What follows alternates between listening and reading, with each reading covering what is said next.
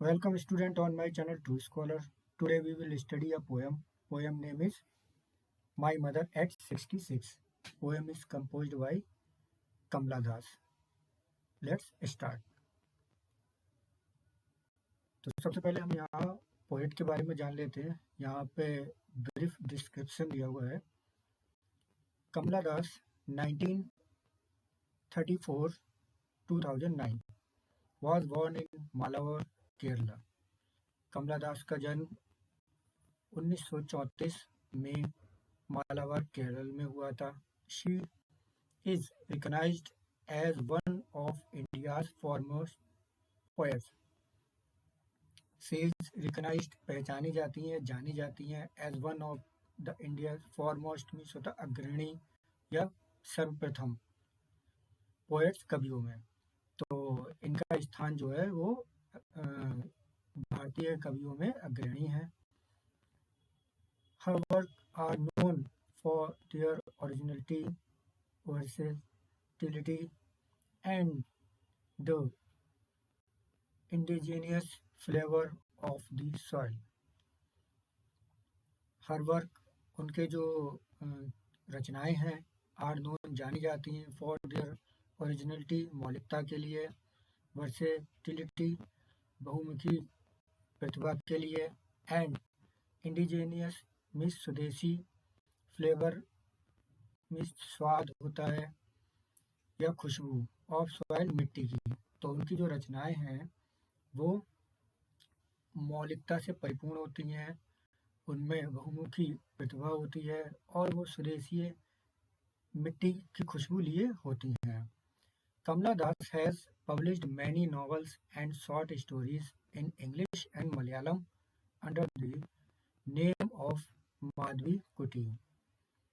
तो कमला दास has published many novels. कमला दास ने बहुत सारे उपन्यास उनके पब्लिश्ड हुए हैं, प्रकाशित हुए हैं. एंड शॉर्ट स्टोरीज और संक्षिप्त कहानियाँ. और किन भाषाओं में हुई हैं? ये इंग्लिश और मलयालम में हुई हैं. तो उन्होंने जो ये पुस्तकें उनकी जो पब्लिश हुई हैं उनमें उनका नाम माधवी कुटी के नाम से हुई हैं. In addition to 5 books of poetry, काव्य यानी कि पोइट्री की 5 बुक के अलावा, she is a sensitive writer. वो काफ़ी संवेदनशील लेखिका हैं. Who capture the complex subtleties of human relationship in lyrical idioms. तो काफ़ी संवेदनशील लेखिका है. उन्होंने जो मानवीय जटिल सूक्ष्म संबंध होते हैं उनको गीतात्मक तरीके से लिखा है. यानी कि उन्होंने मानवीय संबंधों की जटिलताओं को बड़े ही सूक्ष्म तरीके से अपने गीतात्मक तरीके से उन्होंने उसको लिखा है. My mother at 66 is an example. तो my mother at 66 is an example उसी का एक उदाहरण है. Before you read, aging is a natural process. Have you ever thought what our elderly parents expect from us? इससे पहले कि आप इसको पढ़ें, इस पोएम को पढ़ें, तो यहाँ पर आपको बताना चाहते हैं कि जो एजिंग यानी जो उम्र होती है वो एक क्या होती है? प्राकृतिक प्रक्रिया है. यानी कि उम्र का बढ़ना एक प्राकृतिक प्रक्रिया है. बच्चा बॉर्न होता है यानी कि पैदा होता है, फिर थोड़ा बड़ा होता है, किशोर होता है, फिर जवान होता है, फिर उसके बाद में प्रौढ़ होता है और बूढ़ा होता है, फिर उसके बाद में वो समाप्त होता है.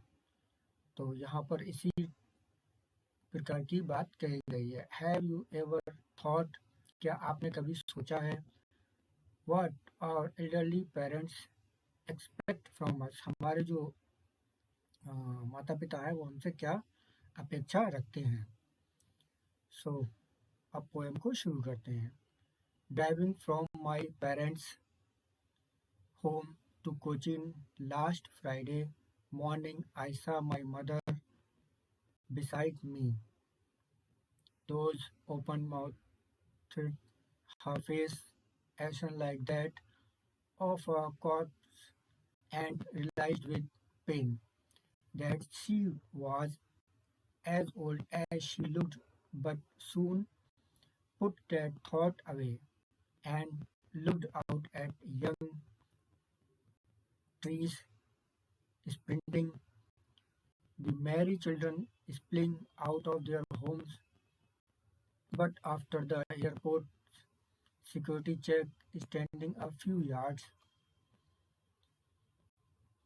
ये पोयम केवल एक वाक्य की यानी एक सेंटेंस की पोयम है। ये इस पोयम की काफ़ी बड़ी विशेषता है कि पोएट ने इसको केवल एक ही सेंटेंस में पूरा किया है। Driving from my parents home to Cochin, अपने माता पिता के घर से कोचीन को जाते हुए लास्ट फ्राइडे, पिछले शुक्रवार को, मॉर्निंग सुबह, तो पिछले शुक्रवार की सुबह को अपने माता पिता के घर से कोचीन जाते हुए I saw my mother beside me, मैंने अपनी माँ को जो मेरे पास में बैठी हुई थी और जो मुझे छोड़ने के लिए मतलब ड्रॉप करने के लिए जा रही थी, वो मेरे पास वाली सीट पर बैठी हुई थी, यानी कि पोएट्रेस जो है वो गाड़ी पर थी। तो यहाँ पे कवयित्री कह रही हैं कि पिछले फ्राइडे की सुबह को मैंने अपने पेरेंट्स के घर से कोचीन को जब जा रही थी तो अपने गाड़ी में अपने बराबर में बैठी माँ को देखा। दोज ऊँगती हुई, ओपन माउथेड, उनका मुंह खुला हुआ, हर फेस एसन, एसन मीन्स होती है राख, राख जैसा, तो like that of a corpus, तो वो ऊँग रही थी मतलब निद्रा में थी, उनका मुंह खुला हुआ था और उनका जो चेहरा था वो बिल्कुल राख जैसा दिख रहा था। Like that of a corpus means होती है लाश, तो उनका चेहरा ऐसा दिख रहा था जैसे कि वो अब जिंदा नहीं है, एक लाश की तरह दिख रही थी। एंड रियलाइज विद पेन, लेखिका को उनका चेहरा देख करके बड़ा दुख हुआ। तो लेखिका को उनका चेहरा देख करके और उनकी स्वास्थ्य देख करके काफ़ी दुख हुआ। That she was as old as she looked, वो उतनी ही बूढ़ी थी जितनी कि वो दिखती थी, यानी कि उम्र दराज थी, तो जैसी वो बूढ़ी थी वैसी वो दिखती थी। But soon put that thought away, और दैट सून शीघ्र ही पुट दैट थॉट अवे, अपने उस विचार को अलग करते हुए, यानी विचार को दूर करते हुए। पोएट्रिस जो है वो अपनी माँ के बारे में सोच रही थी जो उनके बराबर में बैठी हुई है, तो उसको ये उनका चेहरा, उनकी हेल्थ देख करके काफ़ी दुख हुआ। तो अपने उस दुख को दूर करने के लिए, मतलब उसको भुलाने के पर्पज से, उन्होंने and looked out at young trees sprinting, तो लेखिका ने अपने उस दुख को, अपने दर्द को दूर करने के लिए बाहर की तरफ, खिड़की से बाहर की तरफ देखा चलती गाड़ी से। Look out at young tree sprinting, देखा जो पेड़, जो युवा यानी जवान पेड़ थे, पेड़ पौधों से मतलब है, जो पेड़ थे वो स्प्रिंटिंग मीन्स भाग रहे हैं पीछे को, तो जो पेड़ थे वो, गाड़ी आगे बढ़ेगी तो पेड़ पीछे को, और जो दूसरी चीज़ें वो पीछे को जाती हुई नजर आती हैं। तो कह रही है कि पेड़ पीछे को, जवान पेड़ पीछे को भाग रहे थे। The merry children spilling out of their homes, और जो मैरी मीन्स होता है प्रसन्न, चिल्ड्रन मीन्स बच्चे, स्प्लिंग आउट ऑफ देयर होम्स, अपने घरों से बाहर घूम रहे थे, बच्चे प्रसन्नचित्त होकर अपने घरों से बाहर घूम रहे थे। But after the airport security check, और जब वो पोएट्रेस यहाँ वहाँ पर पहुँच गई तो जो फॉर्मेलिटी होनी थी वहाँ पर फॉर्मेलिटी हुई, उन सिक्योरिटी चेक वगैरह की फॉर्मेलिटी करने के बाद में स्टैंडिंग अ फ्यू यार्ड्स, पोएट्रेस कहती हैं कि वह कुछ ही दूरी पर खड़ी हो गईं। यहाँ पर यंग ट्री स्प्रिंटिंग, इसका मीन्स बहुत ही डीप है।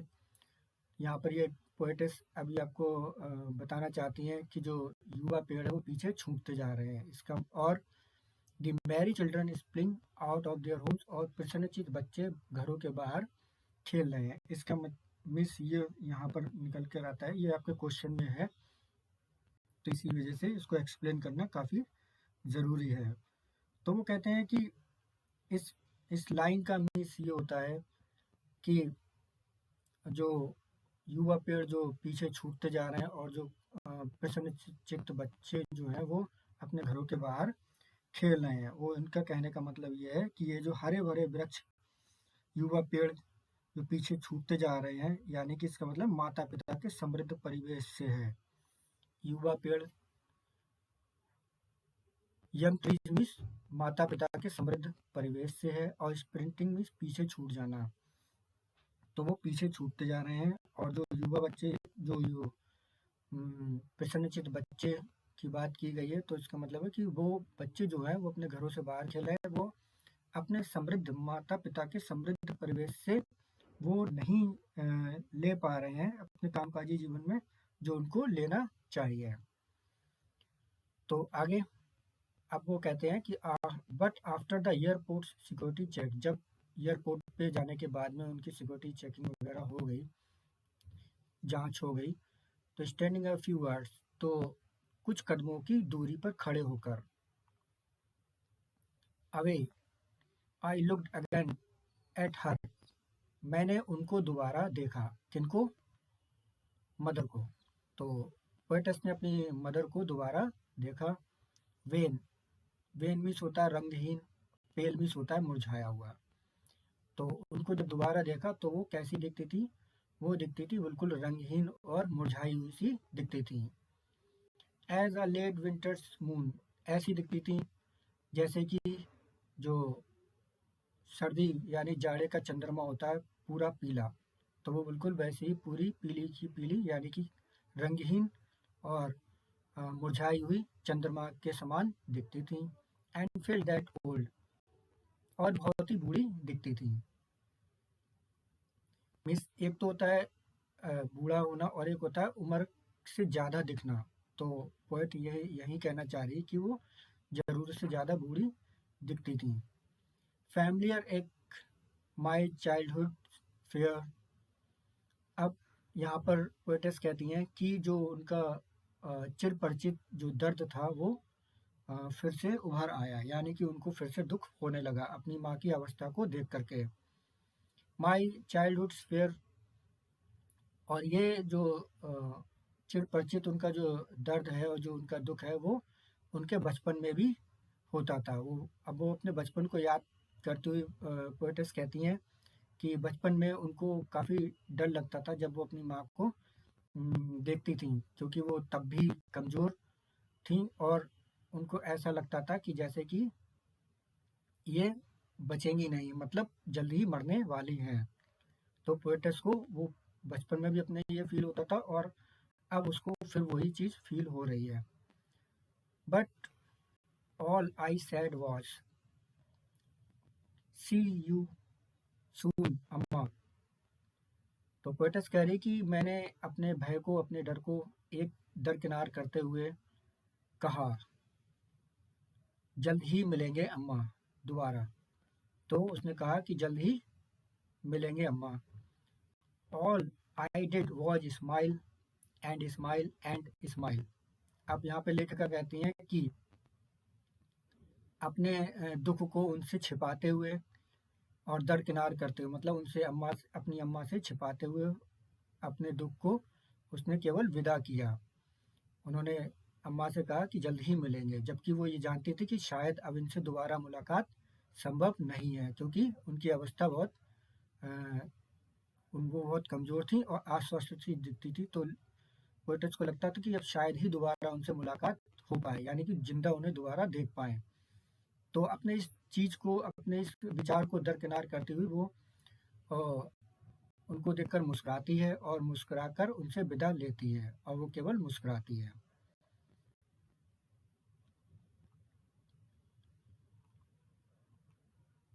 पोएम को हमने एक्सप्लेन किया है, हिंदी में भी एक्सप्लेनेशन है इसका। तो कोई भी जो आप अगर आप चाहते हैं कि हिंदी में एक्सप्लेनेशन वगैरह करना चाहते हैं, नोट करना चाहते हैं, तो आप कर सकते हैं। ये काफ़ी हेल्पफुल हो सकता है। इसके लिए चूँकि ये वीडियो है और वीडियो कंटिन्यू रनिंग करता रहता है, तो आप इसको पॉज़ कर सकते हैं। पॉज़ करके आप इसको देख सकते हैं, पढ़ सकते हैं और नोट भी कर सकते हैं।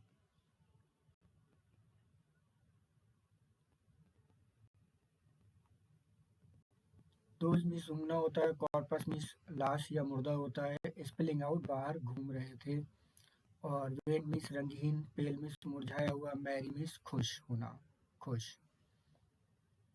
सो स्टूडेंट्स, वीडियो को लाइक कीजिए, शेयर अपने मित्रों में शेयर कीजिए, और अगर हमें आप कुछ कमेंट्स करना चाहते हैं तो कमेंट्स कीजिए। और अगर आप हमारे चैनल पर नए हैं तो प्लीज़ वीडियो को सब्सक्राइब कीजिए, ताकि हमारे चैनल को सब्सक्राइब कीजिए, ताकि आने वाली आपको इसी प्रकार की एजुकेशनल वीडियो मिलती रहें। Thanks for watching this video.